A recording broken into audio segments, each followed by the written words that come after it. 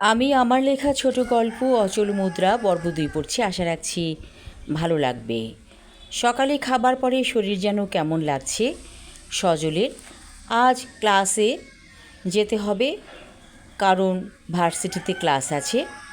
সজল বলল, আজ আর ক্লাসে যাব না।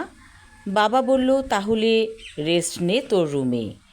সজলের মা মারা গিয়েছে বছর ২ হলো। বাবা আর ও থাকে বাসায়। ছুটা বুয়া একজন আছে, সে আসবে রাতের বেলা।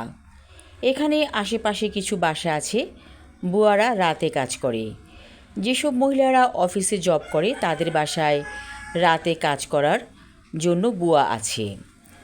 ওদের বাসায় ছুটা বুয়ার একটি প্রতিবন্ধী ছেলে আছে, বয়স ৫ হবে।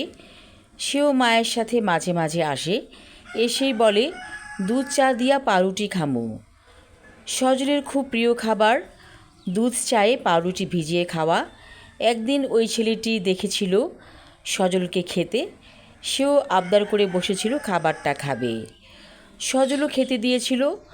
ওর নাম মানিক। মানিক কথা বলতে যেয়ে কিছুটা তোতলায়, আর একটু পা ফেলে কেমন যেন এলোমেলোভাবে।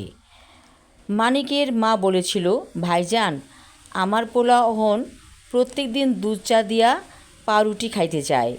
আমাগো বস্তির কাছে চায়ের দোকান থেকে বনরুটি আর চা কিনা দেই, সে খায়।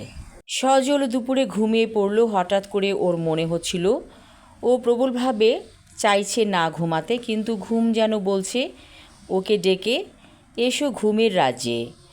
সজল ঘুমিয়ে গেল। ওকে কে যেন নীল আলোর বন্যা ভাসিয়ে নিয়ে যাচ্ছে কোন সুদূরে। সজল বলল, কে তুমি? কোথায় যাচ্ছি আমরা? সে বলল, তোমাকে আজ একটা উপহার দিব, চলো আমার সাথে। দূর, বহু দূর যাবার পরে কে যেন ওর হাতে একটা ধাতব মুদ্রা দিল। অমনি ঘুম ভেঙে গেল সজলের।